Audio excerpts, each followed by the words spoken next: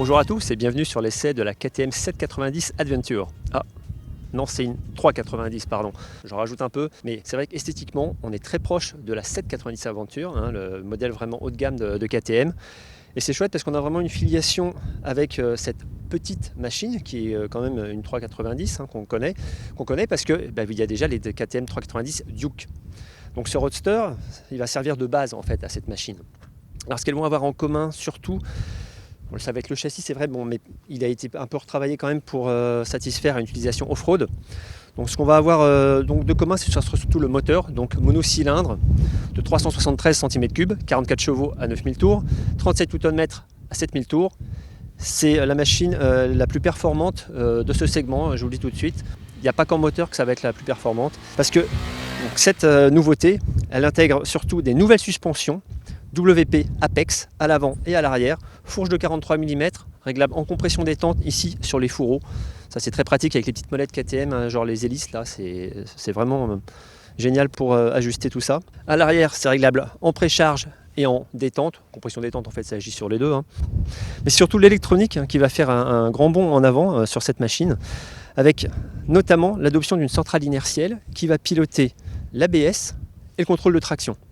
Donc en fait, via le commodo gauche ici, qui est toujours très bien fait chez KTM, et rétro-éclairé, puisque c'est la marque autrichienne, c'est assez récurrent. On va pouvoir commander, ajuster cette électronique et venir enlever donc le contrôle de traction et passer en mode freinage off-road. Donc ça supprime le frein, l'ABS sur l'arrière et ça limite le contrôle de l'ABS sur l'avant. Donc c'est très efficace, on y reviendra. Alors la machine est particulièrement bien finie. Elle reprend donc, comme je vous l'ai dit, beaucoup l'esthétique de la 790 avec toute la partie avant là qui est assez plongeante. Alors bien sûr, on n'a pas le très gros réservoir qui descend très bas comme sur la 790. Non, le réservoir il a pris 1 litre, il fait 14 litres 5. Il est toujours logé ici, évidemment. On a le filtre à air sous la selle qui est très facile à nettoyer. Ça, c'est vraiment pas mal. On a une finition toujours assez exemplaire sur les machines KTM, avec notamment le traitement de surface du moteur, toutes les pièces, l'ajustement, le style. Vraiment, moi, je trouve plutôt agréable. Après, j'ai coutume de dire que quand on est sur la machine, on ne le voit plus. Donc même si ça vous importune un petit peu, je peux vous dire que la moto est tellement capable, après sur route et en tout terrain, que franchement, c'est pas la peine de s'embêter pour ça. Les pare-mains sont d'origine. Ils sont costauds, ça c'est vraiment pas mal parce que souvent on a de l'habillage comme ça et c'est pas terrible.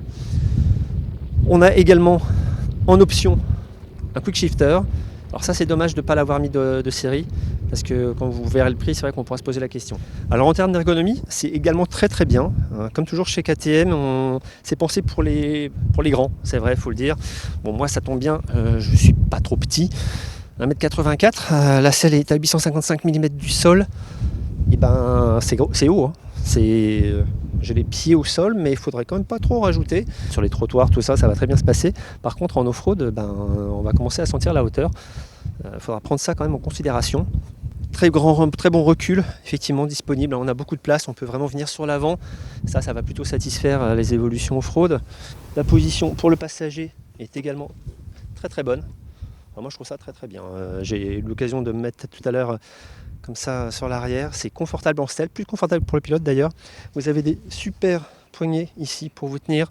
Donc on peut envisager de faire des petits voyages à deux sans problème et en confort. C'est quand même plutôt pas mal. Donc là on a fait un petit peu le tour des fonctions générales de la machine. Moi ce que je vous propose c'est quand même le plus important de retrouver mes premières impressions déjà sur route. Alors au guidon de cette KTM 390 Adventure, on prend beaucoup de plaisir avec notamment un moteur particulièrement expressif, ce petit monocylindre, il a beaucoup de vie, les courbes se croisent vraiment au bon moment et on n'est jamais à court de dynamisme. En plus la moto est relativement légère. On a le monocylindre le plus performant du marché sur cette machine. C'est celui qui offre le plus de performance devant des BM 310 GS, la Kawa Versys, etc.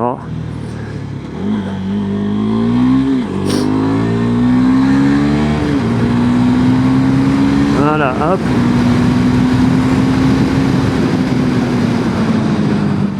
Ça prend 160 en ligne droite en 6ème. Je fais une petite pointe tout à l'heure. En descente, certes. Bon bref, tout ça pour dire que Point de vue mécanique, ça marche bien. Et point de vue châssis et partie cycle, c'est très très bien également. Avec notamment des suspensions hyper efficaces. La fourche travaille remarquablement bien. C'est un petit peu trop libre en hydraulique sur route, je trouve. Ça bouge un petit peu. Mais ça se règle très facilement. Hein. Encore une fois, chez KTM, on a ces petites molettes façon hélice sur le haut des tubes. Et on règle indépendamment compression et détente, tube gauche, tube droit. Et c'est efficace. L'arrière fait très honnêtement son job aussi. On a des débattements relativement conséquents. 170 à l'avant, 180 à l'arrière. On aurait mis 180 avant-arrière. En off-road, ça peut toujours servir. Et donc là, sur l'asphalte sublime de Tenerife, on a des assistances électroniques très efficaces également. Avec un ABS et un traction control, un contrôle de traction sur l'angle, avec une centrale inertielle. Hein. C'est assez étonnant d'avoir autant d'équipement sur une machine de cette catégorie. Vraiment, la KTM place la barre assez haut.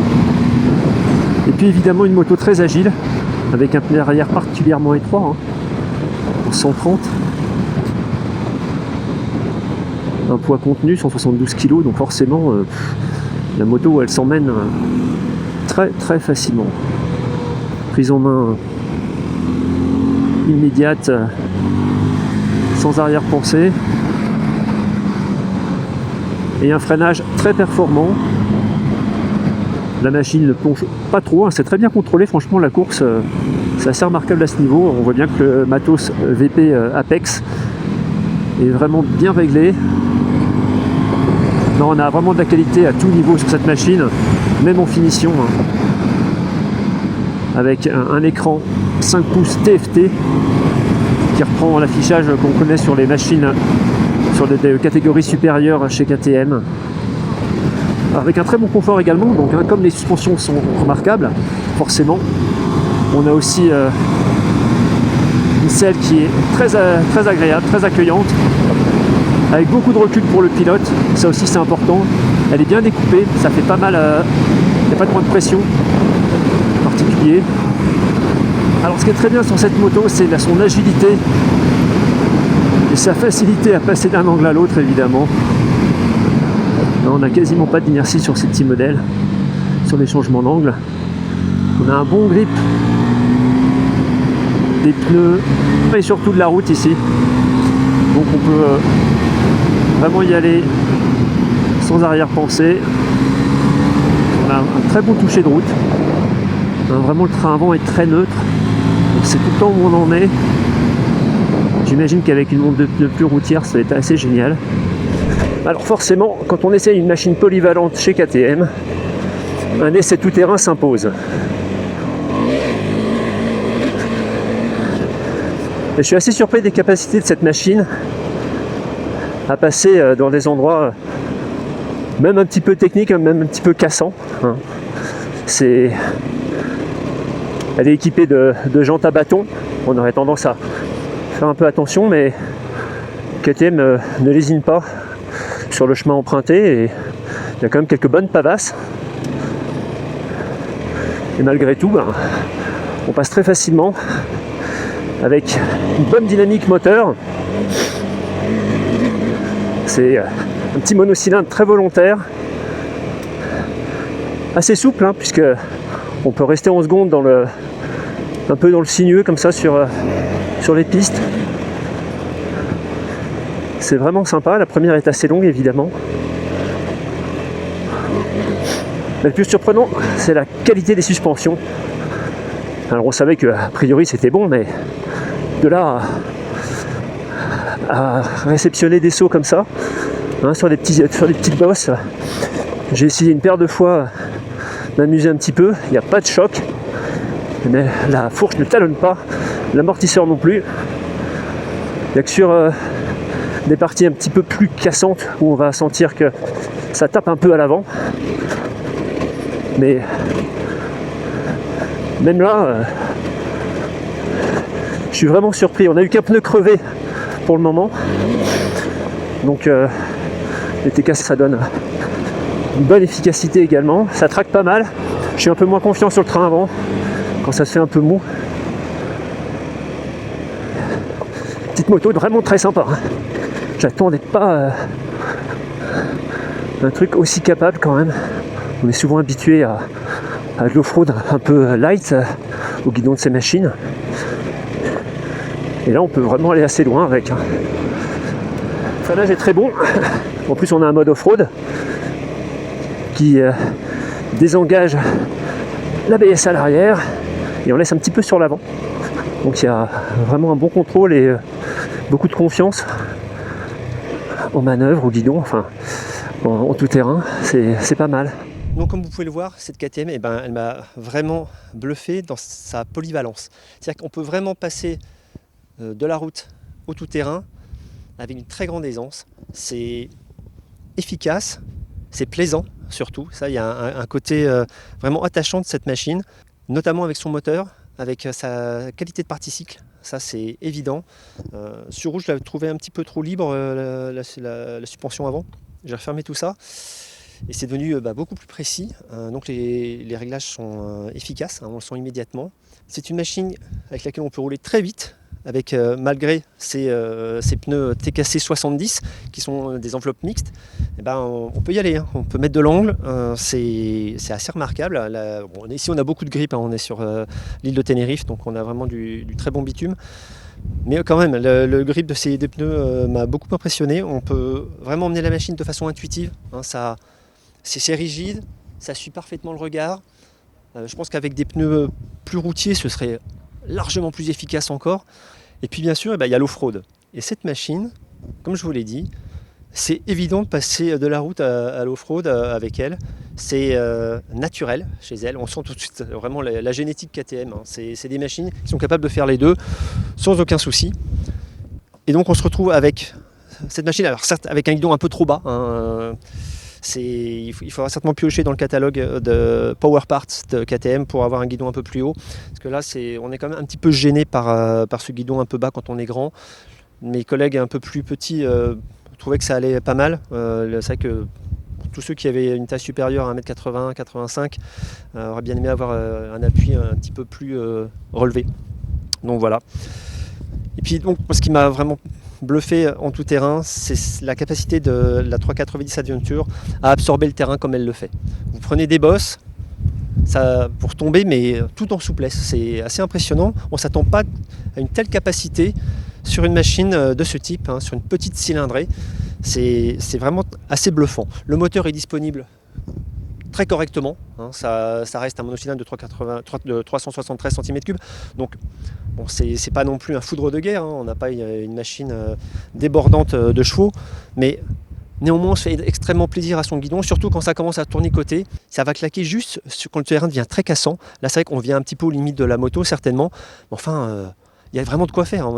C'est la machine la plus capable en moteur pour moi, la plus capable en suspension surtout, et en électronique. Il faut reconnaître que ces trois éléments font la différence sur cette machine.